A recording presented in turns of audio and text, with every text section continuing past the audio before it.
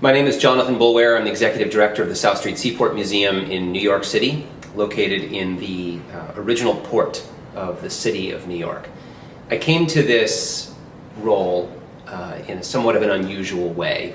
The background that I have is one of sailing ships, so the kinds of ships that we have here are where I spent 20 years of my life as a deckhand, as a mate, as a captain, as a program director. And in working in these ships, it gave me a powerful belief that the kinds of experiences that we do here at the South Street Seaport Museum, namely experiences that allow people to touch and interact with history by going sailing, by working with print shops, that these experiences are more powerful and more connecting in terms of how people relate to the city of New York, to the history of the city of New York, and to the present and future of this place. It is a magical place here at the South Street Seaport, and there's so much more that's going to happen here in the near future. It's a really exciting time for me to be here and for him to be here. This moment, in the latter half of 2015, for the South Street Seaport as a place, and just to say clearly what that is, there are few places in New York as vital to New York being what it is as the South Street Seaport. And we here who are working on the museum's effort at being a voice and an interpreter of that story are all feeling privileged, frankly, to be a part of an effort at keeping the light on something that is an irreplaceable gem for New York. New York, like many other great cities, is a city built on its harbors, and the place in which that happened here in New York is the South Street Seaport. It is still 19th century scale. If you walk across the Brooklyn Bridge and look over at the seaport, you see all things that are 4, 5, and 6 stories tall. And it's in stark contrast to the financial district around it, which grew because of the South Street Seaport. It is such an important and pivotal and really special and magical time right now here in the South Street Seaport, and I feel so grateful to be a part of it, and to be a part of an organization like the museum with so many people who believe in what we're doing, from staff to members to volunteers to our friends in city government, elected officials, the people who live here in the district. And I think this is the moment. This is the moment for the Seaport Museum and for the Seaport, and I'm thrilled to be here.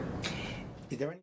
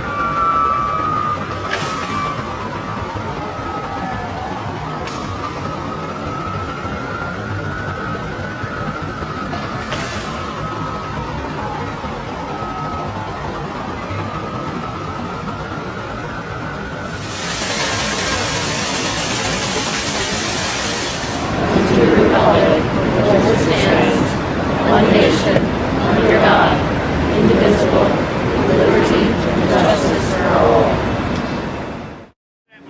We pause today to give you thanks for the life of your child, Nathan Hale.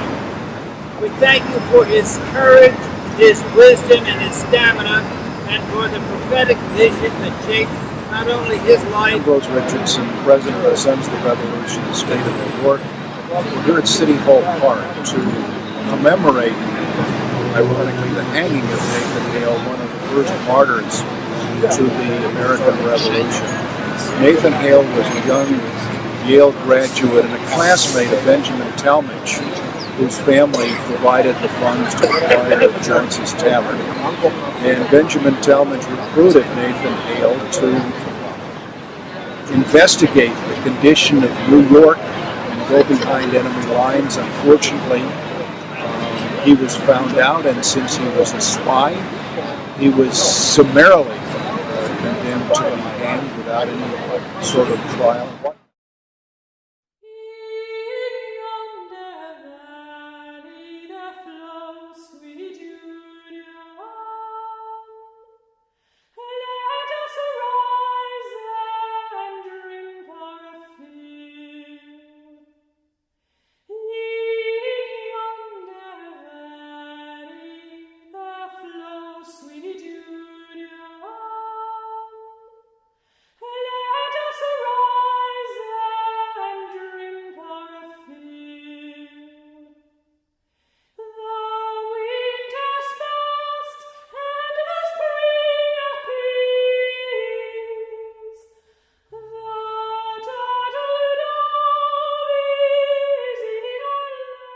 My name is Jonathan Carriel. Stamp tax came down on top of them, and they said, no, that is the limit. As a result of the French and Indian War, you will see even today is the suggestion that the colonists had not contributed their fair share to the war effort. Right, the war effort. And that the war was entirely for the benefit of North America. That this was hugely expensive, hugely wasteful, and Britain doubled its national debt in 7 years. And therefore the politicians were scrambling to find a way to pay it off. And the Stamp Act was passed in February of 1765. So we're ticking very close to November 1st at this point now. But are the colonists 31st. Sort of formulating their specific ideas for November 1st? Certainly in New York. Now, In New York. New York was the place where it happened. November 1st, there's no commerce. A lot of businesses are laying people off. So the Good material for a riot. yeah, yes, absolutely.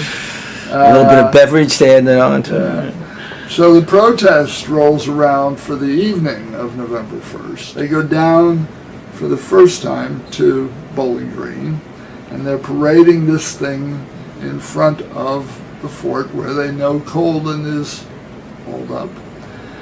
And they have the idea, I presume it's premeditated, of attacking the carriage house which is outside the fort, where Colden's carriage is. See, they really realized that there could be a confrontation. Now, when they're getting back to Bowling Green, they both have the carriage with them and the effigy, Yes. and you think they have a coffin. And they have a coffin, and they have 2,000 people. They have the torches flaring. Now, there's torches on top of the fort also. That's right. And you can see the soldiers up there, and you can see the cannon that are pointed down at the people in Bowling Green. Right? And they did not want the city to burn down or anything. February of 1766, exactly a year after they passed the Stamp Act, they realized they have to undo it. So everything calms down completely for 2 years, and the rest, you know, is history. Yep.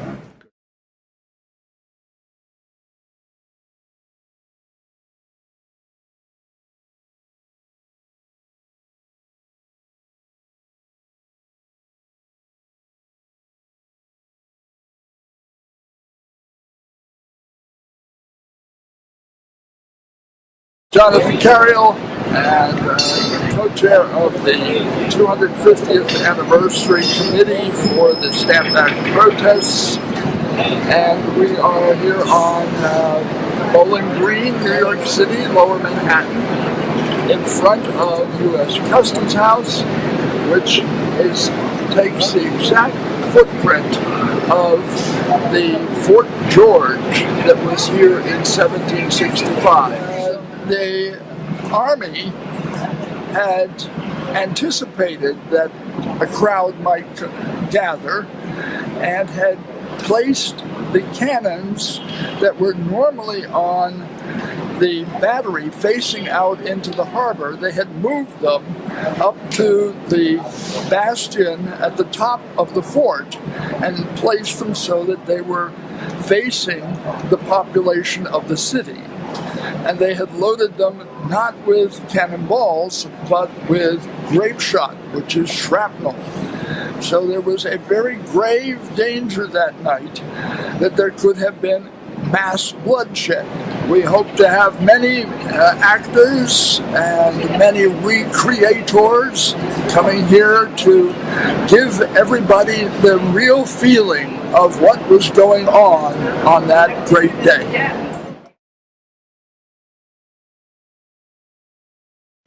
The third annual tribute to the American victories at Saratoga and Yorktown in the American Revolutionary War.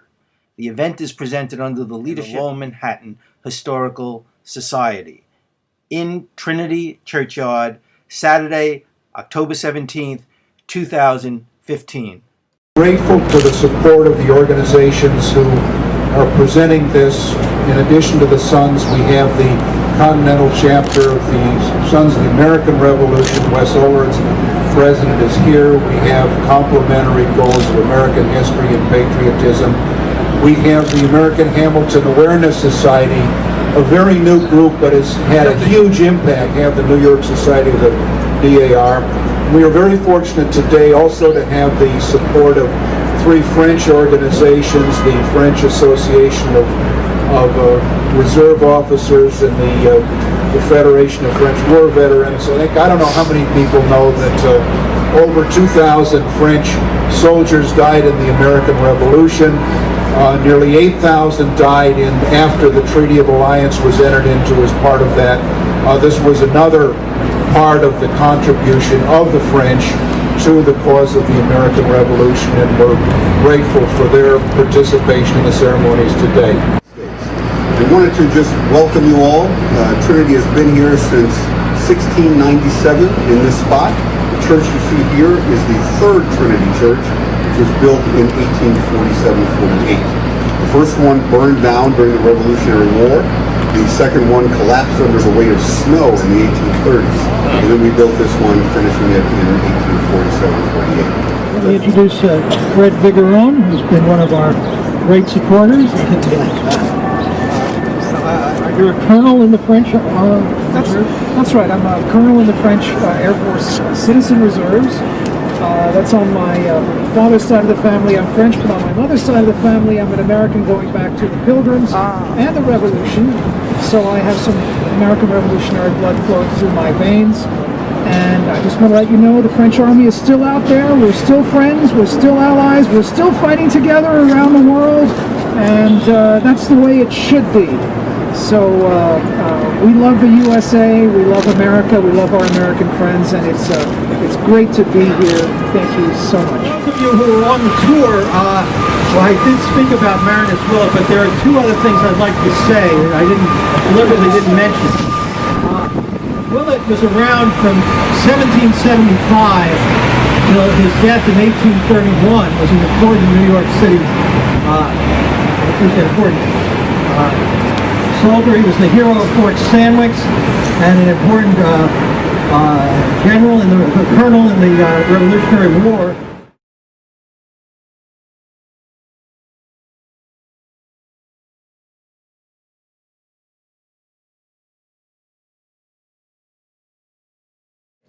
Today we are marking the 232nd anniversary of Evacuation Day, when the last British troops left New York City and in fact left the colonies after the conclusion of the American Revolution. And it also coincided with our own anniversary, the anniversary of our unit, the Veteran Corps of Artillery of the State of New York, the 9th Field Artillery. We were founded 7 years after Evacuation Day in 1790, just a few blocks away at City Arms Tavern at present-day Broadway and Thames Street. And what caused that to happen was veterans of the American Revolution were very concerned that the New York City was very much still pro-British, and they feared that their newfound won independence was in jeopardy, and they felt compelled to do something.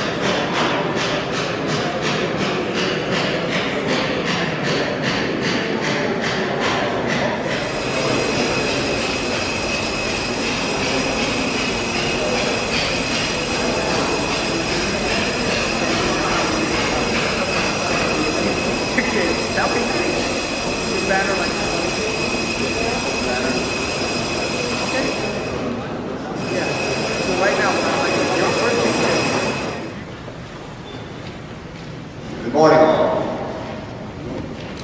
My name is Bob Zito, as you just heard, and I have the privilege of serving as the Parish Deacon of Trinity Parish. On behalf of the Rector of Trinity Parish, I welcome you all here today. St. Paul's Chapel was completed in 1766 and is the only real existing example of colonial architecture. It is the oldest running public building in the city of New York.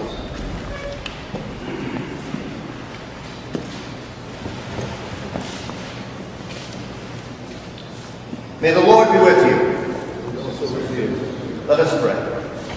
Almighty God, we gather together upon the anniversary of the first peace that our country was blessed to receive during its struggle for independence. It is on this day that General George Washington, as commander of the colonial army, triumphantly led his regiment into New York to finalize our nation's independence. It is here in this place that General George Washington worshipped after being sworn in as the first president of the United States of America. Now bless these flags, O Lord, as they are a symbol of our nation and our heritage, and a memorial to all who have made the ultimate sacrifice for duty and honor in the service of our beloved country.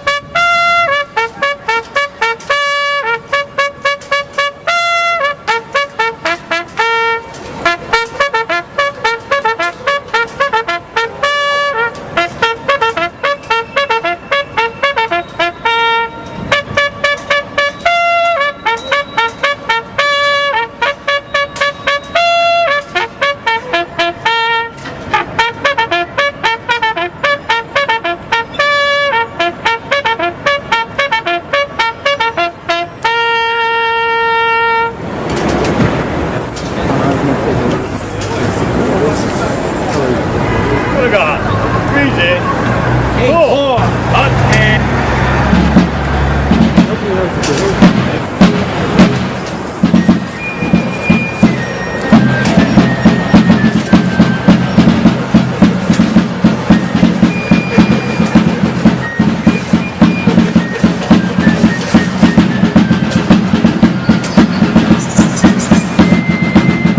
So it will be called Evacuation Day Plaza, so that more people, our children and other people who come by here, will know of the importance of this area, and they will know about Evacuation Day.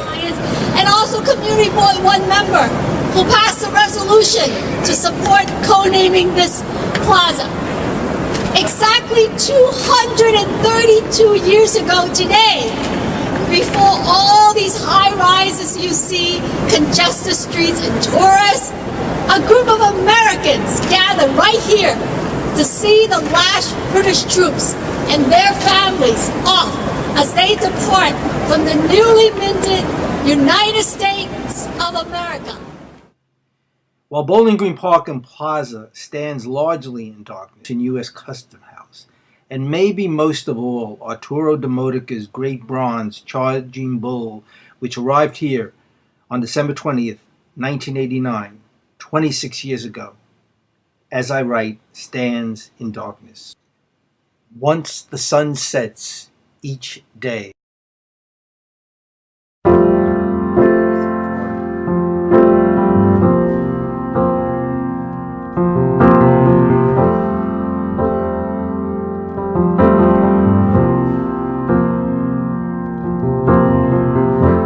Santa's reindeer, so sad at the North Pole, from what they heard on the 12 o'clock news.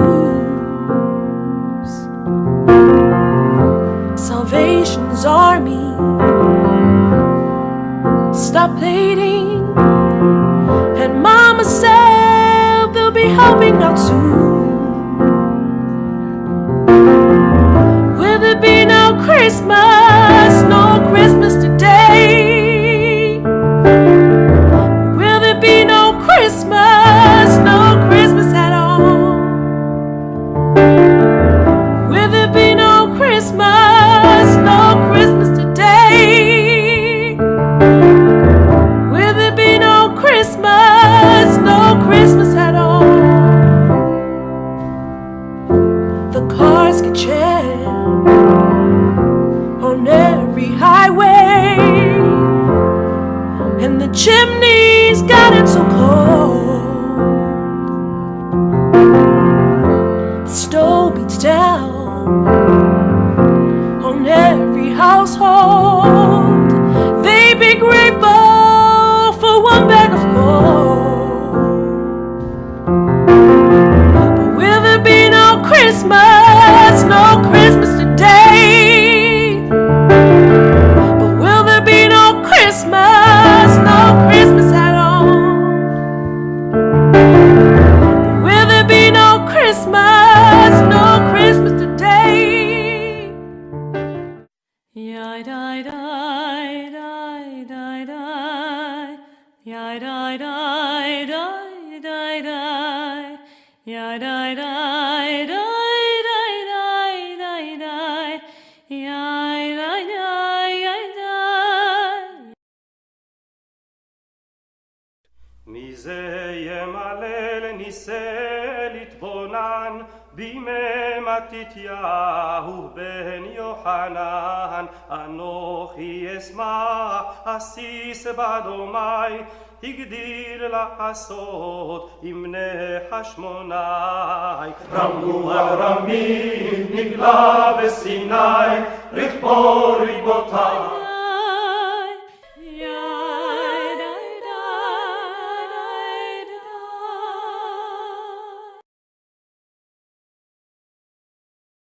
The most vivid of the symbols, the lighting of the Hanukkah candles. This, of course, translates the rabbinic legend of the vessel of oil that lasted for 8 days into a very concrete ritual. So you light the Hanukkah menorah and you sing some songs. The Hanukkah menorah is not meant to give you light to read by. This is a way of announcing the miracle. People should know that Jews are celebrating a moment of divine love. And so you exhibit the Hanukkah menorah. Well, that halachic requirement that you're not supposed to use it for reading, but simply to announce the miracle, that was turned into a a song. So we sing Haneru Talalu. So before Ma'oz Tzur, we sing Haneru Talalu. The Bowling Green menorah stands on sacred ground for many different reasons. One is a mythic moment in America's quest for freedom and independence long ago that took place on the evening of July 9th, 1776, on the exact spot where the Bowling Green menorah stands each Hanukkah. It reflects perfectly the Maccabees retaking the temple in Jerusalem and lighting the candles of the temple menorah. On July 9th, 1776, a messenger arrived from Philadelphia with a copy of the Declaration of Independence signed July 4th, 1776. General Washington had positioned his troops in New York City after the British temporarily evacuated the city and in anticipation of the Declaration of Independence. General Washington ordered the reading of the Declaration up and down Broadway to his troops and the citizens of New York City. At this time, the most hated symbol of British occupation throughout the 13 colonies was a gold-gilded equestrian statue of King George III the British had erected in the center of Bowling Green in 1770. Almost immediately, the rebellious New York colonists began vandalizing the statue. And the following year, 1771, the British built a wrought iron fence to surround the park, which stands to this very day to protect the statue and close the park off from the colonists. This is as it remained until the evening of July 9, 1776, and to declare their freedom and celebrate independence, the colonists marched into the park, placed ropes around the statue of George III, and smashed the symbol of their repression to the ground, where it shattered into pieces. Later, parts of this lead-based statue were melted down into musket shot and fired against the British troops during the Revolutionary War. A truly unique American tribute to the victory of the Maccabees, placing the Hanukkah menorah in this exact place in Bowling Green Park.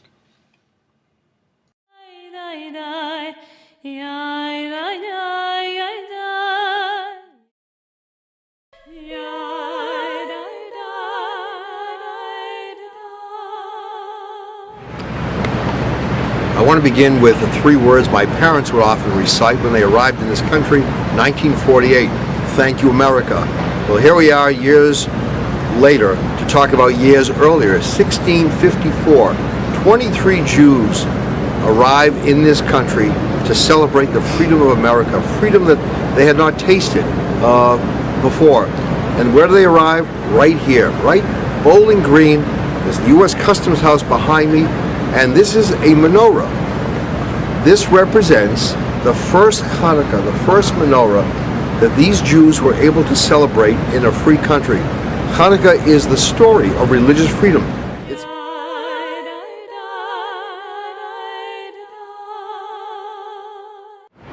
is a great honor on behalf of the New York Board of Rabbis, the Bowling Green Association, and really the people of the city of New York. I present the Israeli flag to you for this historic raising of the flag here in Bowling Green. It's a great honor for us, for Israel, to be present today and to celebrate together the happy days of the Festival of Lights, Hanukkah.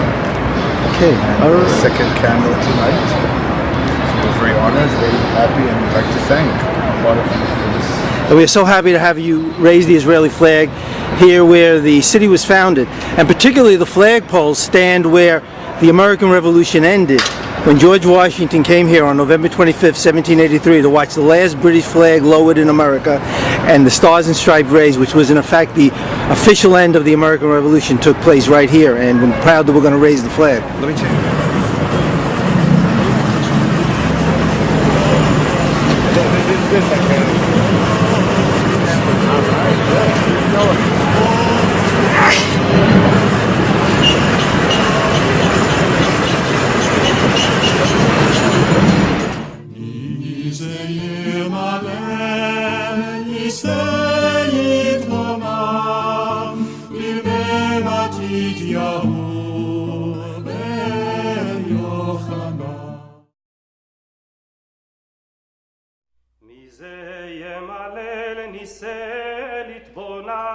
בימי מתתיהו בן יוחנן, אנוכי אשמח אסיס בדומי, הגדיל לעשות עם בני חשמונאי. רמו על רמים נגלה בסיני, רכבו ריבותיי מאלפי שיני.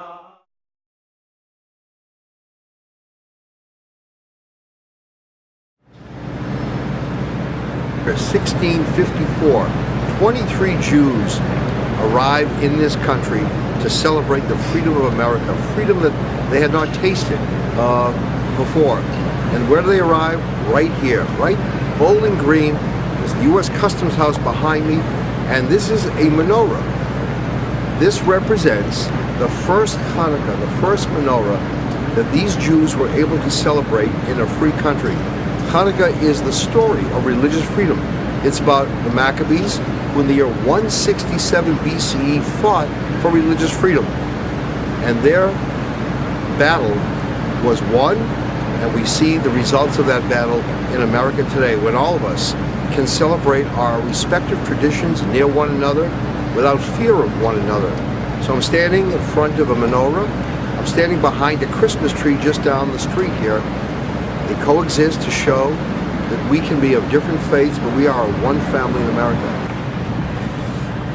My name is James Kaplan. I'm the president of the Lower Manhattan Historical Society, and I'm standing here in front of the menorah at Bowling Green, which is one of the most historic sites with respect to Jewish history in the United States, because it was through here that the first Jews came in 1654. And the success of the Jews ever since then has been one of the great stories in Jewish history and in American history. The letter, I'm going to read George Washington's Newport letter, which is probably the most important document in American Jewish history, and one of the most important documents in American history. Now no more that toleration is spoken of, as if it were the indulgence of one class of people that another enjoyed the exercise of their inherent natural rights. For happily the government of the United States, which gives to bigotry no sanction, to persecution no assistance, requires only that they who live under its protection should demean themselves as good citizens in giving it on all occasions their effectual support. It would be inconsistent with the frankness of my character not to avow that I am pleased with your favorable opinion of my administration and fervent wishes for my felicity. May the children of the stock of Abraham who dwell in this land continue to merit and enjoy the goodwill of all the other inhabitants, while everyone shall sit in safety under his own vine and fig tree, and there shall be none to make him afraid. May the Father of all mercies scatter light and not darkness upon our paths, and make us all in our several vocations useful here and in his own due time and way everlastingly happy. G. Washington. 2016, and for every year thereafter.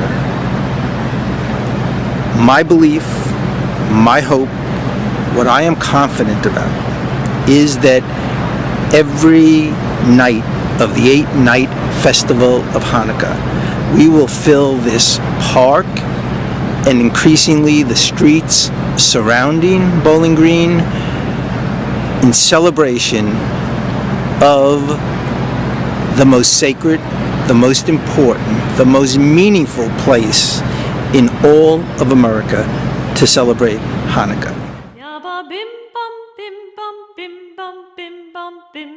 Bim bam bim bam hanerot alalu anachnu madlikin al hanisim ve al haniflaot ve al hamilchamot she'asita lavoteinu bayamim ohem bazman hazeh al yedei kohanecha hakedoshim Makabi Moshiach ufodeh uviyameinu kol am Yisrael yitached yakum v'yigael מלא ורot ישראל אותן מימנה הן בחודור יקום הגיבור